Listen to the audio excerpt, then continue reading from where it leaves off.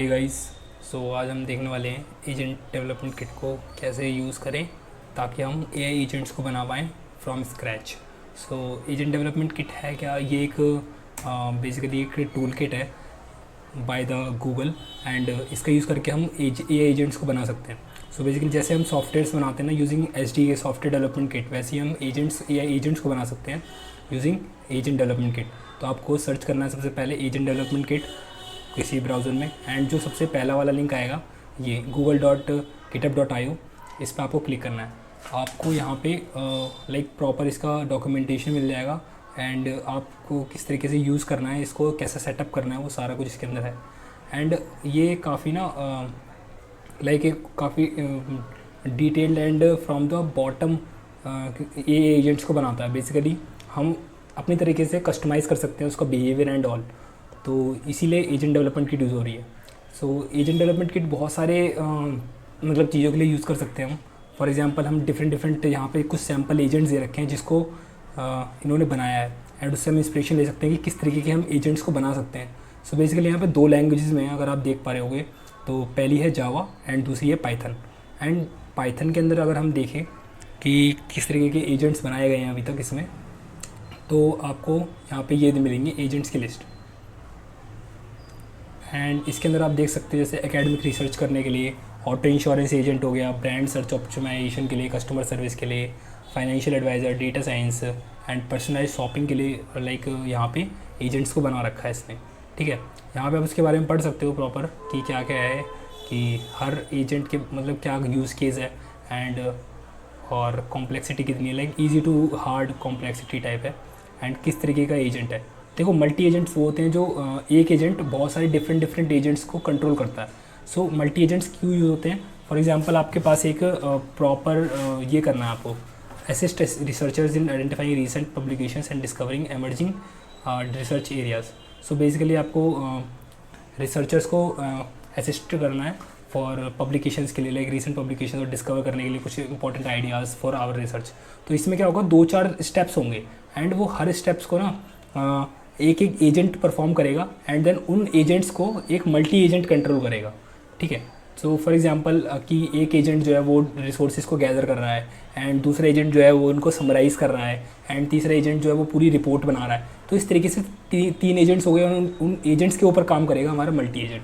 ठीक है, तो ये इसमें बहुत सारे एजेंट्स हैं एंड इसके बारे में आप पढ़ सकते हो एंड इसके बारे में आप बेसिकली यहाँ पे सेटअप कर सकते हो। तो उससे पहले अगर हम यहाँ पे सेटअप कैसे करना है, सबसे पहले ना कि हमको अगर अपना एजेंट क्रिएट करना है फ्रॉम द स्क्रैच, तो वो कैसे करेंगे। यहाँ पे मैं आपको एक एजेंट बना के दिखाऊंगा अभी एंड चला के दिखाऊंगा किस तरीके से हम उसको यूज़ कर सकते हैं एंड बना सकते हैं।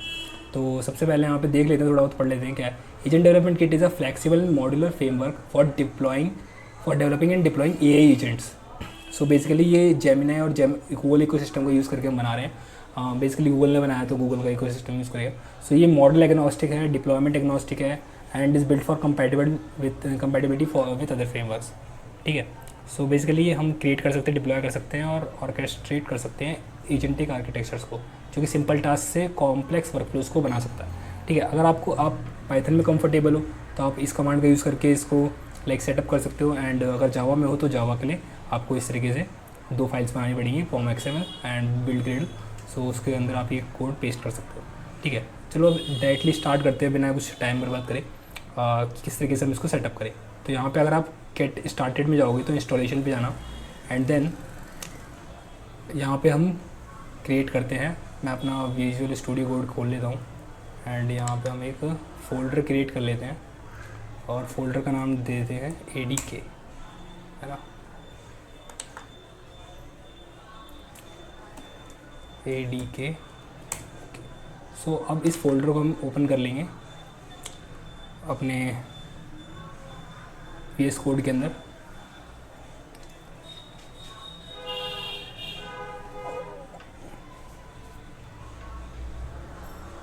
तो उससे पहले सेटअप करने से पहले ऐसे करते हैं ना कि बेसिकली अपनी गिटहब पे एक रेपोजिटरी बना लेते हैं सबसे पहले, ताकि हमारा जो वर्क फ्लो है सारा, जो भी हम फाइल्स बना रहे हैं एंड वो सारा कुछ लाइक सिंक रहे एंड हम बाद में उसके अंदर और भी अपडेट्स कर पाएँ, है ना। तो मैं अपने गिटहब अकाउंट पे आ चुका हूँ।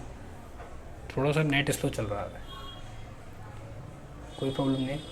ठीक है, तो हम यहाँ पे अपनी एक नई रेपोजिटरी क्रिएट कर लेते हैं।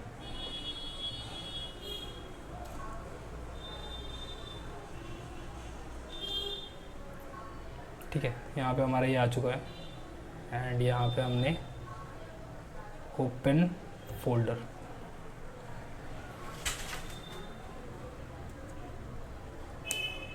ठीक है, और अपने हम फोल्डर को सिलेक्ट कर लेंगे ADK।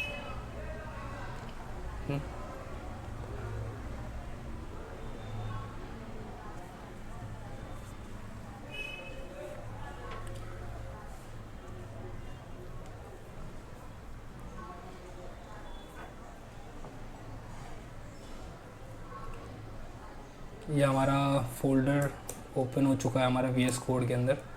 ठीक है, अच्छा इससे पहले अगर थोड़ा सा प्री रिक्विजिट्स हैं कि आपके यहाँ पे ना जावा इंस्टॉल होना चाहिए आपके सिस्टम पे एंड पाइथन इंस्टॉल होना चाहिए लेटेस्ट। ठीक है, तो ये कैसे होगा, लाइक आप ट्यूटोरियल देख लेना यूट्यूब पे, 2-2 मिनट के ट्यूटोरियल्स होते हैं, वो आप पहले से पाइथन और जावा इंस्टॉल करके रखना। ठीक है, और दूसरा कि लाइक यहाँ पे एक्सटेंशंस में ना जाके अपने पाइथन के एक्सटेंशंस को इंस्टॉल कर लेना एंड लाइक मैं दिखा देता हूँ कौन कौन से एक्सटेंशंस यूज़ होंगे। सो बेसिकली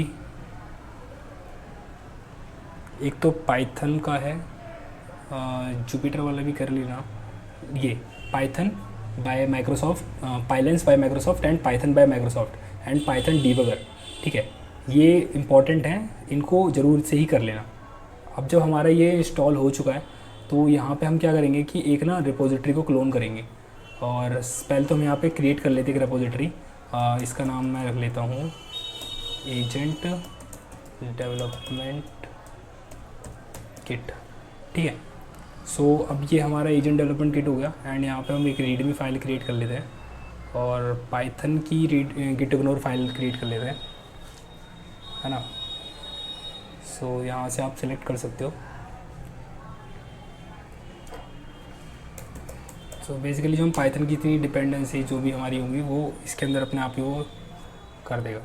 यहाँ पे मैं MIT लाइसेंस यूज़ कर लेता हूँ। ठीक है, सो ये हो गया हमारी, यहाँ पे कर लिया हमने रिपोजिटरी क्रिएट। ठीक है, अभी हमारी एक रिपोजिटरी क्रिएट हो चुकी है।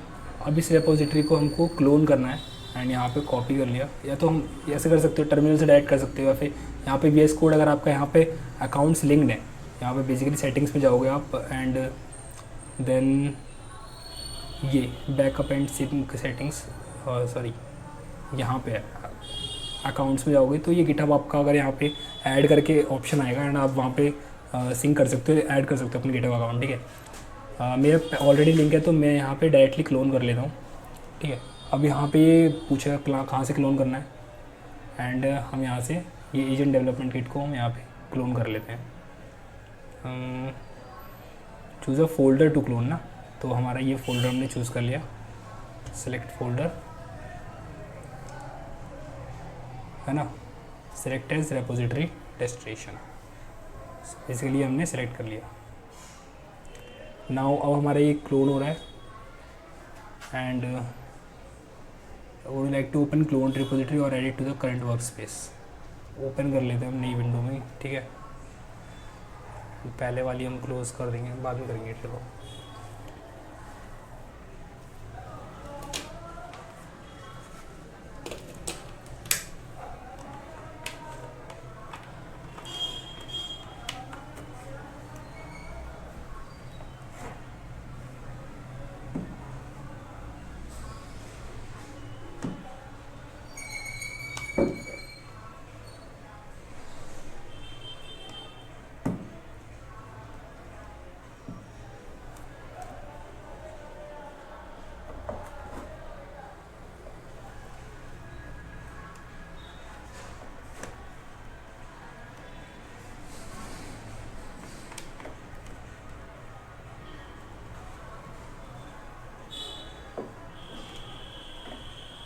ठीक है, तो यहाँ पे हमारा ये बेसिकली क्रिएट हो चुकी है। अब यहाँ पे हम क्या करना है, जैसे मैंने बताया ना अभी कि यहाँ पे टर्मिनल जाके न्यू टर्मिनल पे ओपन करके एंड यहाँ पे भी आप डायरेक्टली कर सकते थे क्लोन अपनी रिपोजिटरी, बस आपको गिट क्लोन लिखना था, गिट क्लोन एंड ये जो है लिंक इसको कॉपी पेस्ट कर देना है बस, ठीक है, तो भी ये क्लोन हो जाता है। तो ये हमने यहाँ तक कर दिया, ठीक है, रेपोजिटरी क्रिएट कर ली। और अब इसको जैसे जैसे है यहाँ पे स्टेप्स वैसे वैसे हम फॉलो करेंगे। सबसे पहले तो हमें एक वर्चुअल एनवायरनमेंट क्रिएट करना पड़ेगा पाइथन का। वर्चुअल एनवायरनमेंट क्यों क्रिएट करना पड़ेगा? ताकि हमारी जितनी भी रेपोजिटरीज, बेसिकली जितनी भी हमारी लाइब्रेरीज़ है वो स्पेसिफिक एक एनवायरनमेंट में क्रिएट हो और वो हमारी ग्लोबल लाइब्रेरीज़ को अफेक्ट ना करे, ठीक है, पाइथन की ग्लोबल लाइब्रेरीज़ को अफेक्ट ना करे। तो हम इसको डायरेक्टली कॉपी पेस्ट कर सकते हैं। एंड अब इसका क्लोन करने का काम नहीं है, यहाँ पे हम डायरेक्टली हमने पेस्ट कर दिया। अब ध्यान से देख लेना बस, ये जो डेस्टिनेशन है ये एजेंट डेवलपमेंट किट हो, ठीक है, मतलब ये। सो यहाँ पे हमने कर दिया। तो पाइथन 3, ओके। तो मैं लिनक्स यूज़ कर रहा हूँ, तो इसमें ना पाइथन 3 करके यूज़ होती है। बेसिकली स्पेसिफाई करना पड़ता है कौन सा वर्जन है। लाइक मेरे पाइथन 3 पॉइंट करके कुछ वर्जन चल रहे हैं ना अभी, तो वो 3 हमको यहाँ पे स्पेसिफाई करना पड़ेगा बस, सिंपल। आप अपना विंडोज़ में करोगे डायरेक्टली हो जाएगा आपका ना। तो ये हमारे यहाँ पे एक वर्चुअल एनवायरनमेंट क्रिएट हो चुका है। अब जब हमारा ये वर्चुअल एनवायरनमेंट क्रिएट हो जाए तो इसको एक्टिवेट भी करना पड़ेगा, है ना। सो अभी हम यहाँ से Ctrl+C कर दिया मैंने, एंड यहाँ पे हमारा ये वर्चुअल एनवायरनमेंट क्रिएट हो चुका है। तो इसको क्लियर कर लेते हैं थोड़ा। अब हमको जाना पड़ेगा source.v.vnv। बेसिकली इस वाले फ़ोल्डर के अंदर हमको बिन वाले फ़ोल्डर में जाना है। जैसे यहाँ पे अगर आप देख पाओगे तो ये रहा बिन, एंड बिन के अंदर एक एक्टिवेट करके फ़ाइल होती है ना, उसको हमको बस एक्टिवेट करना है। इससे क्या होगा कि हमारा वर्चुअल एनवायरनमेंट एक्टिवेट हो जाएगा, है ना। source.bin source.when we bin activate no such file or directory।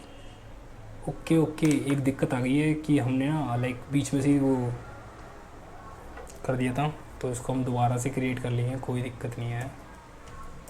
मैंने बीच में से ही कैंसिल कर दिया था, Ctrl+C कर दिया था, तो हमारा बनना थोड़ा दिक्कत हो गई इसमें।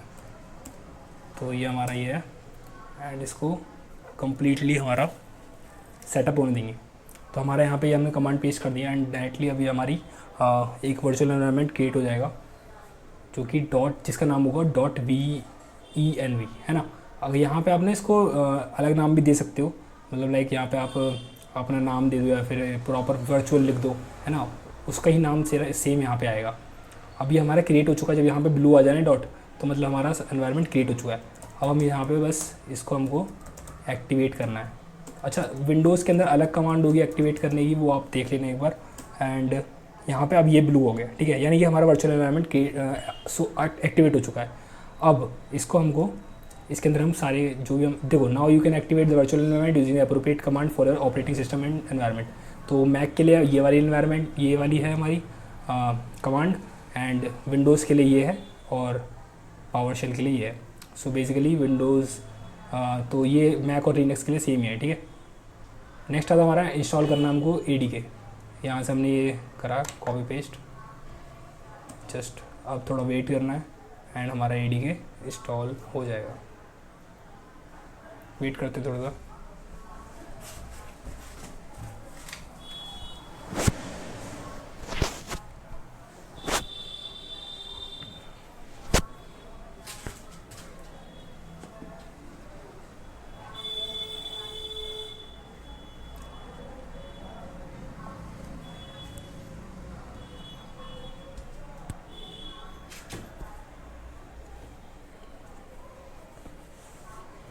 देखो थोड़ा सा टाइम लगता है, बट वेट करना है बस हमें।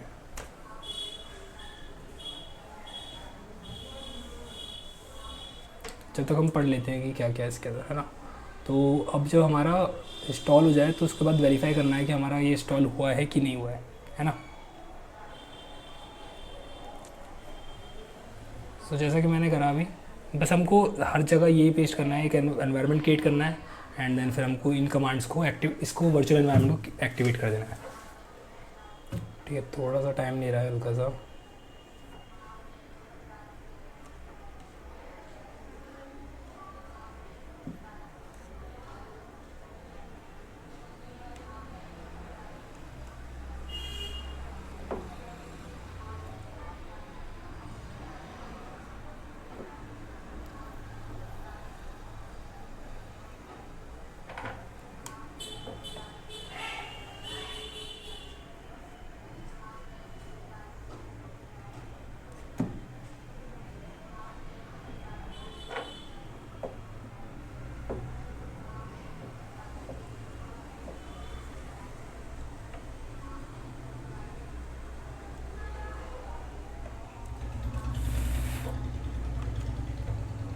ठीक है, तो ये हमारा ऑलमोस्ट हो ही गया।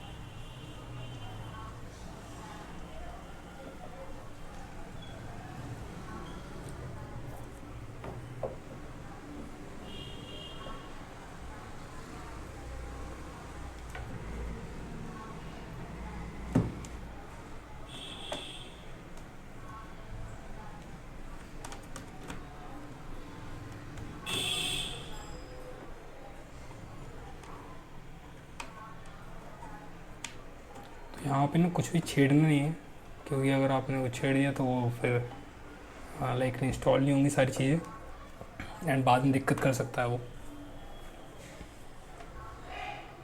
तो हमें थोड़ा सा पेशेंस रहना करना है एंड वेट करते हैं तब तक। मेरा थोड़ा सा सिस्टम स्लो है तो टाइम लगता है ऐसा।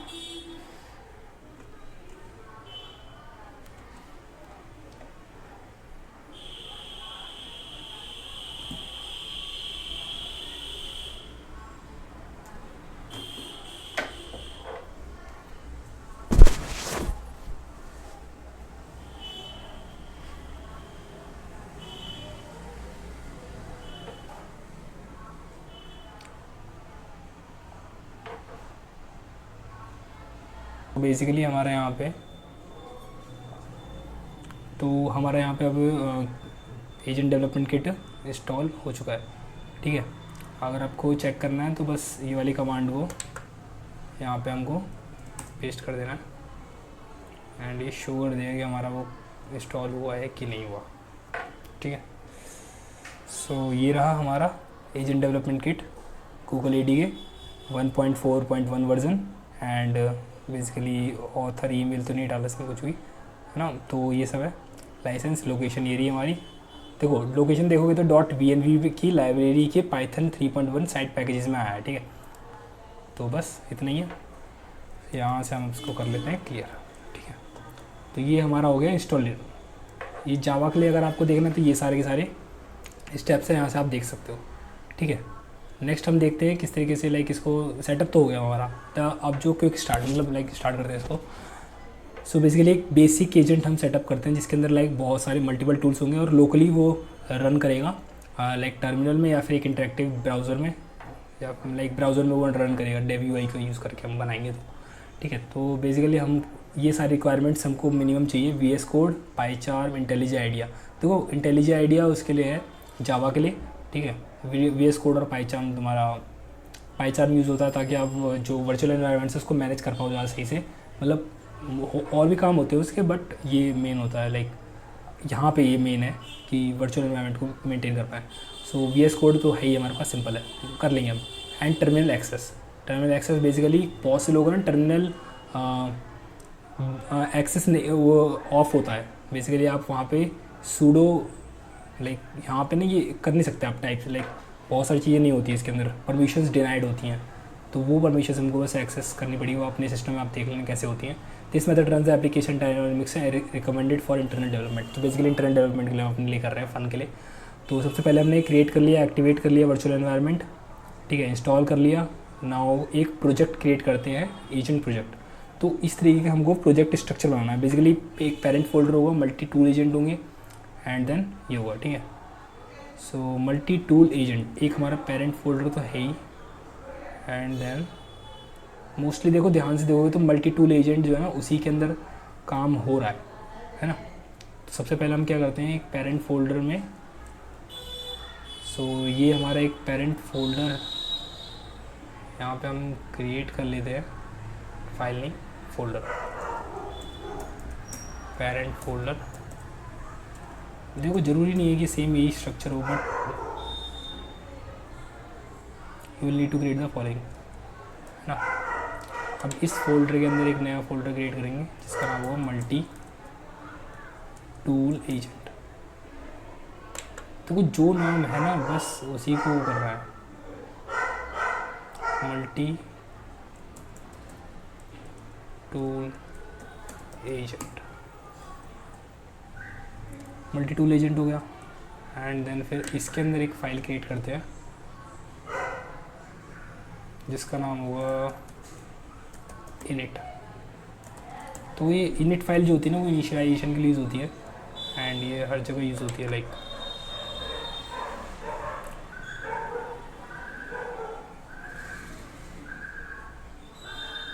है ना।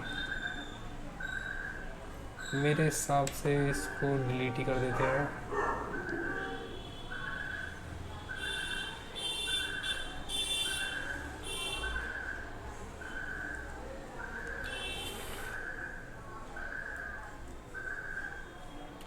पेरेंट फोल्डर agent.py, हाँ।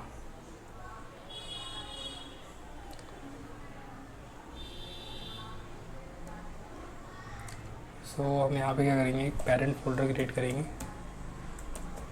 पेरेंट फोल्डर, ठीक है।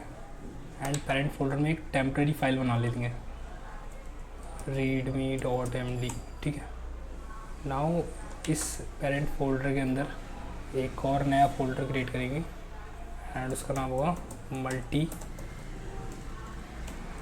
Tool agent. ये हमने क्यों करा मैं बताऊंगा बाद में, बट पहले देखते हैं। मल्टी टूल एजेंट हो गया, इसमें इनिशियलाइज एक इनिट फाइल, एक न्यू फाइल init.py, है ना। इनिट फाइल हो गई and initialise file agent.py and .env, agent.py and एक .env। .env क्या करती है ना कि हमारे जितने भी API कीज़ हैं उनको स्टोर करती है। New file .env, okay.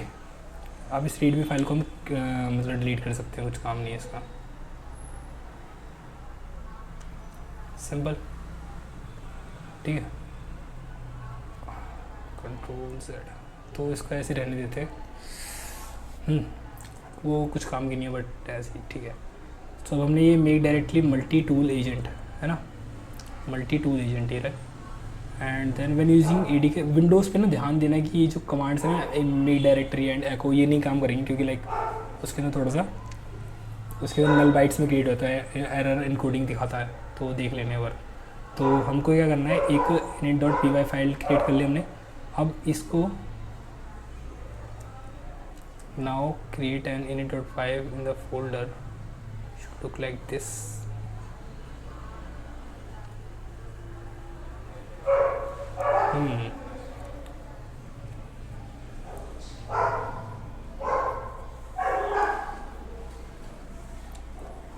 Okay, तो बेसिकली इसका पूरे का मतलब ये है कि init.py फाइल है ना उसके अंदर ये लिख देना है, ये init.py एंड यहाँ पे हमको बस ये पेस्ट कर देना है, कंट्रोल से हो गया यहाँ पे।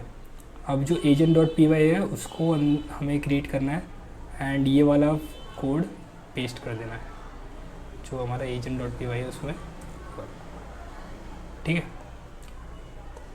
ये हो गया हमारे यहाँ तक ऑल सॉर्ट, ठीक है। नेक्स्ट देखते हैं अब इसके अंदर हम .env फाइल के अंदर most about this file describe the next section, तो अगले सेक्शन में है इसमें .env में जो करना है, हाँ ठीक है। तो अब हमारा यहाँ तक क्लियर हो गया। अब जो हमारा बेसिकली जो मॉडल है ना वो हमारे इंस्ट्रक्शन को कैसे समझेगा, वो समझेगा LLM को यूज़ करके, किसका, लार्ज लैंग्वेज मॉडल को यूज़ करके। बेसिकली हम जो देंगे, जो भी बात बोलेंगे वो इंग्लिश में बोलेंगे एंड उसको वो लाइक डिकोड करेगा एंड आंसर्स को फेच करेगा। तो your agent needs to make secure calls to this external LLM service which requires authentication credentials without validation. Basically इसके लिए सिक्योर कनेक्शन एक बिल्ड करना पड़ेगा हमें and will deny the agent's request and agent will be unable to function. So अगर यहाँ पे ये बहुत इंपॉर्टेंट है ये काम, ठीक है। अगर ये नहीं सेटअप होता हमारा मॉडल तो हमारा काम नहीं करेगा, सिंपल बात ये है। तो आपको क्या करना है, एक बेसिकली AI स्टूडियो पे जाना है, गूगल AI स्टूडियो है ना।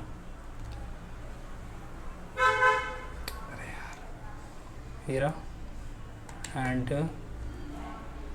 यहाँ पे आपको API की जनरेट करनी है, सिंपल सी बात है। When using Python open the .env file, और बेसिकली ये कोड को हमको पेस्ट कर देना है, ठीक है। तो .env फाइल के अंदर हमको ये वाला कोड पेस्ट कर देना है। आप यहाँ पे देख पा रहे होगे कि ये वाला सेक्शन जो पेस्ट और एक्चुअल की API की है, इसको यहाँ से डिलीट करना है एंड यहाँ से आपको अपनी API की को यहाँ पे पेस्ट करना है। ये रहा API की का। तो यहाँ से आपको बेसिकली API की लेनी है एक, है ना। यहाँ पे मेरे पहले से है एक API की, मैं यहाँ पे एक और क्रिएट कर लेता हूँ, क्रिएट API की। और जब आप API की क्रिएट कर रहे होगे ना, है ना, तो जेमिनी API करना क्लिक, गेट एन API की के प्रोजेक्ट।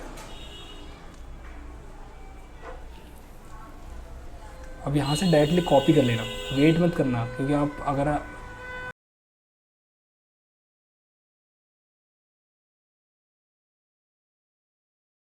API की पहले से directly type and creation recommend no, ठीक है, बाद में देखेंगे उसको।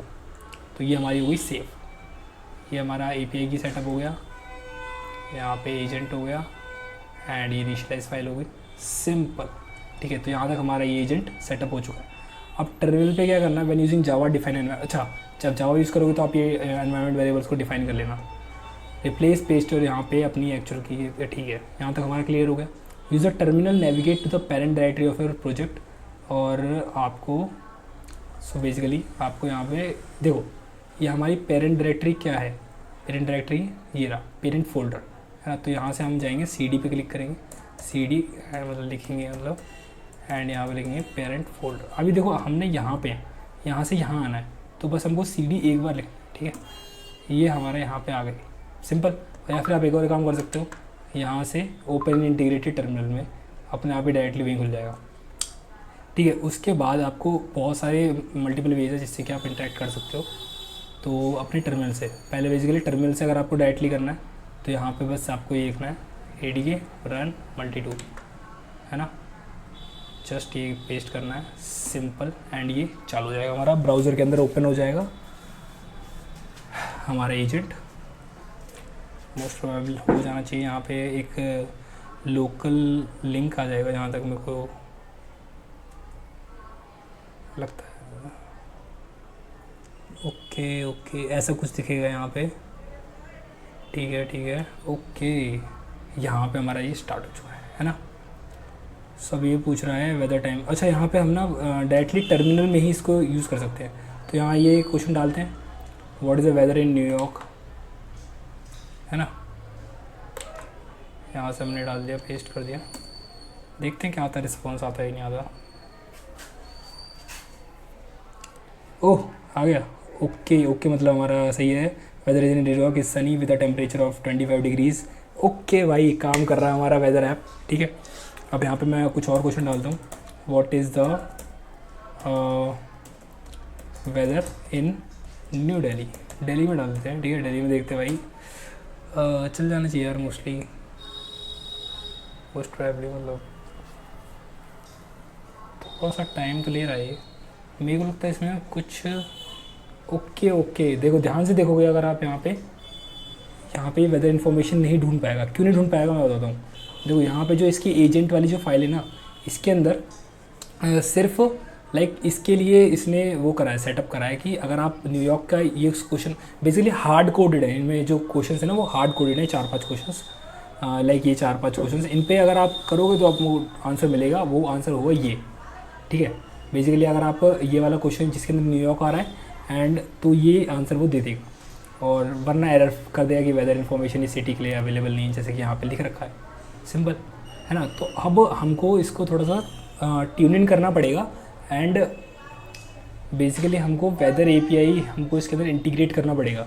उसके बाद ये कहीं का भी हमको बेसिकली वेदर बता सकता है, ठीक है। वो कैसे होगा, वो हम यहाँ पे कहीं भी retrieve the current weather for specified city argument. So basically यहाँ पे हम इसको सेटअप कर सकते हैं agent.py के अंदर, ठीक है।